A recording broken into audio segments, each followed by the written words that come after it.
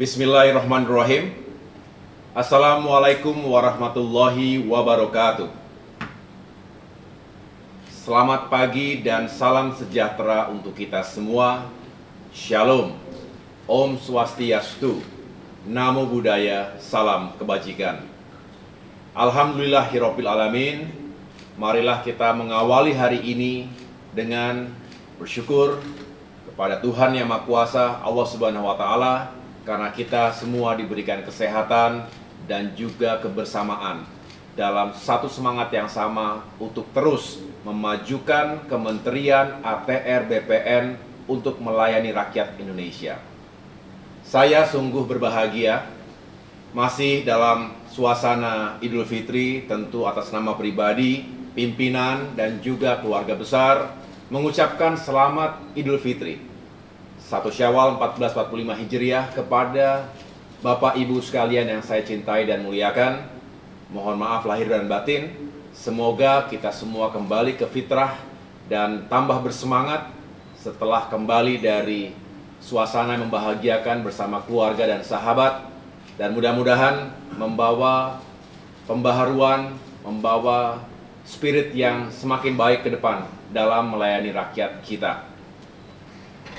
Hari ini spesial, dan mengapa saya bersedia secara langsung menyampaikan pokok-pokok pikiran sekaligus juga tentunya menjadi kebijakan terkait dengan humas, hubungan masyarakat, terkait dengan upaya Kementerian ATR BPN ini untuk terus memperkuat informasi publik semakin eksis, bukan hanya menjadi jago kandang, tetapi semakin bisa diapresiasi oleh masyarakat, oleh publik atas segala kinerja dan capaian yang telah kita wujudkan bersama.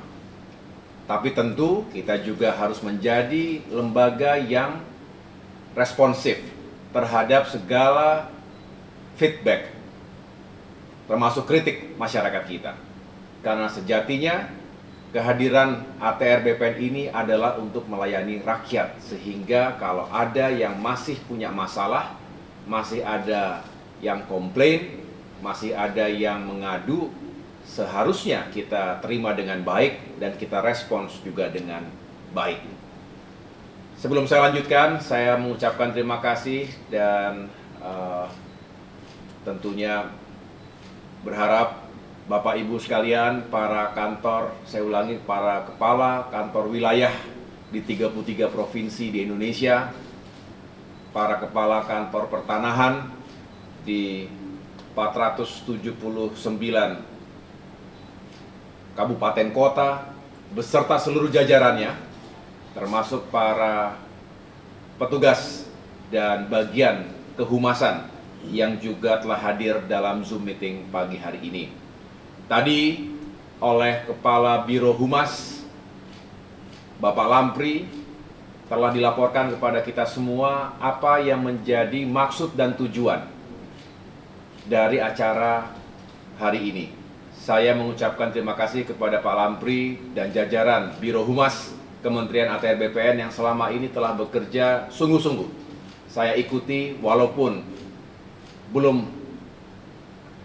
belum sampai 2 bulan saya berada di tempat yang mulia ini, tapi saya bisa melihat kinerja dari Biro Humas yang menurut saya baik dan terus harus kita perkuat dari waktu ke waktu.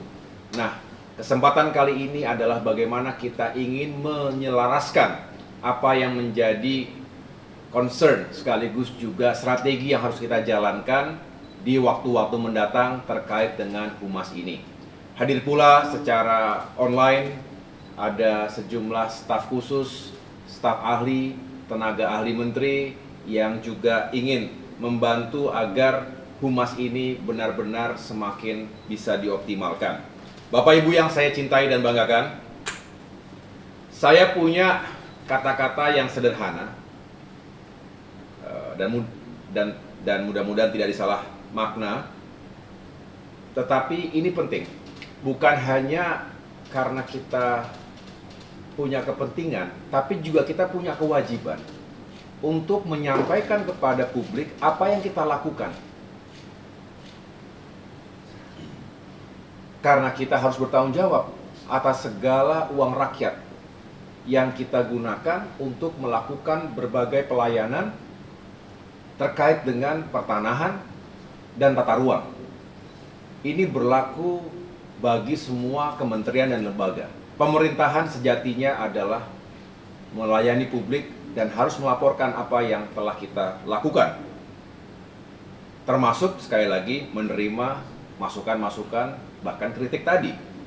Saya punya jargon yang sederhana, Tuhan Maha Tahu, tapi rakyat harus diberitahu. Artinya adalah, jangan kita telah melakukan banyak kegiatan, tetapi kita simpan sendiri. Hanya kita-kita saja yang tahu. Rasanya tidak begitu luas manfaatnya. Misalnya Kantah telah melakukan banyak hal, melakukan berbagai pelayanan, menangani sengketa, menerima pengaduan-pengaduan, termasuk terkait dengan mafia tanah dan lain sebagainya. Tapi kemudian tidak disampaikan kepada publik bahwa itu telah kita kerjakan dengan hasil yang baik, sehingga hanya diketahui oleh kita-kita sendiri saja. Memang kita tidak boleh ria, karena sekali lagi Tuhan Maha Tahu, tetapi rakyat harus diberitahu. Caranya dengan menyebarkan informasi yang positif, terukur, dan juga proporsional. Dan saya yakin Humas memiliki kemampuan itu. Hanya tinggal bagaimana kita sinergiskan ini semua agar semakin efektif dan punya daya jangkau yang lebih luas. Saya juga sering mengatakan bahwa setiap dari kita, kalau boleh melihat statistik, kita ini kan ada 33.000 karyawan yang terdata, baik ASN maupun non-ASN. Tersebar di 512 satker, tadi 33 kanwil, dan 479 kantah. Setiap pegawai, termasuk ASN dari ATR BPN adalah ambasador, adalah duta, adalah representasi dari kementerian ini. Termasuk saya, termasuk Bapak Ibu sekalian, termasuk yang lainnya. Oleh karena itu, harus ada mindset yang tepat, bahwa apapun yang kita lakukan dan apapun yang tidak kita lakukan, itu merepresentasi ATR BPN. Satu orang bagus merepresentasi seolah-olah semuanya bagus. Satu orang kurang bagus, bisa juga dianggap yang lainnya tidak bagus. Karena mengeneralisasikan sesuatu itu sangat mudah sekarang. Di dunia digital, satu berita buruk cepat sekali beredar. Tapi satu berita baik juga pasti akan lebih semakin banyak diapresiasi. Oleh karena itu Bapak Ibu sekalian, saya hanya ingin menekankan di sini, mari dimulai dari diri kita, bukan hanya orang-orang humas, tetapi semua sampaikan bahwa kita punya hak dan kewajiban untuk menjadi duta atau ambasador dari Kementerian ATR BPN. Jadilah ambasador yang baik, yang bertanggung jawab. Yang berikutnya adalah kita punya sumber daya yang juga luar biasa. Tidak semua kementerian seperti ATR BPN. Saya selalu senang dan juga mengapresiasi setiap saya berkunjung ke lapangan, ke sejumlah provinsi dan kabupaten kota, itu berdiri dengan baik kantor-kantor ATR BPN. Dan tidak semua kementerian sekali lagi punya struktur vertikal yang benar-benar sampai ke bawah, sampai ke masyarakat. Ini sebuah sumber daya, ini sebuah kapital, sebuah modal yang baik bagi kita untuk semakin menjangkau masyarakat kita. Oleh karena itu, jangan sia-siakan struktur kita, jangan sia-siakan jumlah pegawai yang cukup besar itu.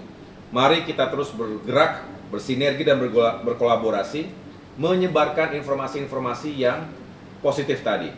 Karena dengan semakin banyak masyarakat yang mengetahui apa yang kita lakukan, maka sejatinya ATR BPN juga semakin diakui sebagai pelayan publik yang real kontribusinya, yang real manfaatnya untuk rakyat.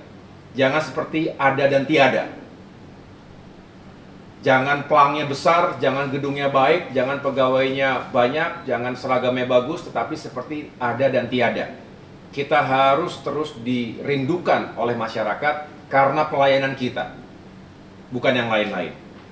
Kita berharap kita bisa memberikan solusi dan kontribusi yang positif dan bermitra dengan berbagai kalangan yang lain, dengan lembaga yang lain di pusat maupun daerah, karena sejatinya ATR BPN juga tidak bisa bekerja sendirian. Kita butuh kemitraan, partnership, dan juga menjaga hubungan yang baik dengan semua. Karena sekali lagi, urusan pertanahan dan tata ruang melibatkan banyak sekali stakeholders. Itu juga yang mengapa saya lakukan silaturahmi 360, 360 derajat. Saya mendatangi para tokoh dan pejabat teras di berbagai kementerian, para menteri yang lain, karena ingin secara langsung memiliki komunikasi dan koordinasi yang semakin efektif. Bapak Ibu yang saya cintai dan banggakan, sekali lagi saya mengapresiasi apa yang telah dilakukan oleh Biro Humas dalam inisiatifnya, yaitu optimalisasi eksistensi atau ekosistem komunikasi dan humas internal. Ini saya harap bukan hanya sebagai jargon, bukan hanya sebagai tagline, bukan hanya sebagai hashtag, tapi bisa benar-benar disebarluaskan spiritnya, semangatnya ke seluruh jajaran di tanah air. ATR BPN harus punya spirit seperti itu. Jangan business as usual. Jangan berada di zona nyaman saja. Kita tahu ruangnya luas. Setiap satker, setiap individu punya ruang yang luas. Oleh karena itu, ada beberapa hal yang ingin saya sampaikan sebagai berikut. Mohon didengarkan dan dijalankan dengan baik. Tentunya saya tidak akan masuk ke wilayah yang sangat teknis, nanti akan dijelaskan oleh Kepala Biro Humas, oleh staf ahli, staf khusus, dan juga tenaga ahli yang akan membidangi baik dalam implementasi kebijakan ini maupun monitoringnya, evaluasinya. Karena saya tidak berharap ini hanya menjadi formalitas, karena saya juga ingin ini dilombakan, ini dibuat menggeliat, berlomba-lombalah untuk kebaikan, dan tentunya kita juga akan melakukan evaluasi jika ada yang tidak melakukan dengan baik. Bapak Ibu sekalian, sebelum saya mulai, ada 3 hal tadi. Saya ingin menekankan kata eksistensi yang disampaikan oleh Pak Alampri tadi. Jangan sekedar eksis. Kita tidak boleh hanya sekedar eksis. Artinya bukan hanya pada jumlah pemberitaannya, bukan hanya pada jumlah percakapan, tetapi juga kita harus mengawal sentimennya seperti apa. Jadi sebanyak-banyaknya pemberitaan belum tentu baik ketika sentimennya negatif. Jadi yang kita kejar itu adalah meningkatkan volume pemberitaan kita, volume informasi yang kita sebarkan, tetapi juga sentimennya, respons dari publik harus dijaga positif. Tolong dipahami ini, jangan mengejar banyak-banyakan secara kuantitas, tetapi secara kualitas, dan pada akhirnya outputnya adalah feedback dan sentimen yang kurang baik. Nah, ini harus kita hindari. Kita ingin volumenya besar, sentimennya atau responsnya positif. Jadi, kalau kita semua kompak dan benar-benar bisa menjalankan ini, tadi bisa dibayangkan ada 512 satker se-Indonesia. Kalau yang pertama, pilar yang pertama saya anggap sangat penting, yaitu setiap satker punya hubungan yang baik dengan satu media. One satker, one media. Ya. Media massa merupakan pilar utama dari informasi publik. Semua survei membuktikan bahwa masih didominasi oleh media massa sebagai sumber informasi utama bagi masyarakat dimanapun berada. Jadi kendati media sosial semakin merambah di masyarakat kita, tetapi media massa, media mainstream, berarti televisi, kemudian juga radio dan lain sebagainya, yang sifatnya konvensional, yang sifatnya mainstream, itu masih menjadi acuan utama. menjadi referensi utama. Baik media massa online maupun cetak. Tapi hari ini lebih banyak yang online. Televisi pun masing-masing punya media massa online-nya. Dan ini ada yang sifatnya nasional, ada yang sifatnya lokal. Saya berharap Satker, Kanwil itu punya partnership, punya kerjasama, bisa menggalang kebersamaan dengan media massa nasional. Satu saja. One Satker, one media massa. Satu saja. Minimal. Tapi tidak dilarang kalau Bapak Ibu dengan jaringannya, dengan hubungannya, dengan sumber dayanya bisa memiliki hubungan yang baik dan juga kerjasama dengan lebih dari satu media massa tadi. Nah, sedangkan untuk Satker, Kantah, itu paling tidak satu media online lokal. Banyak sekarang media-media online lokal. Jadi sekali lagi, pilar pertama, One Satker, One Media, dan mudah-mudahan ini bisa menjadi game changer, bisa mengubah keadaan, karena bayangkan 512 dikali 512 media, ini akan masif pemberitaan kita. Alhamdulillah tadi disampaikan di awal bahwa dalam kurang dari 2 bulan terjadi lonjakan percakapan, lonjakan pemberitaan terkait Kementerian ATR BPN. Ini menunjukkan ada hope, ada harapan yang baik, ada kepercayaan yang dibangun. Dan ini bukan sembarangan, karena ini berdasarkan kerja keras dan juga upaya kita semuanya. Saya mengucapkan terima kasih, tetapi ke depan kita semakin perkuat dan tingkatkan. Jadi One Media, saya ulangi, One Satker, One Media. Yang kedua, pilar kedua adalah media sosial. Saya akan cek di tiap-tiap Satker apakah sudah punya akun media sosial yang resmi. Selain tentunya para pejabat punya akun media sosial masing-masing. Itu sesuatu yang wajar. Tetapi yang akan saya cek betul adalah apakah di setiap Satker sudah punya akun resmi media sosial. Instagram, Facebook, Twitter, termasuk YouTube.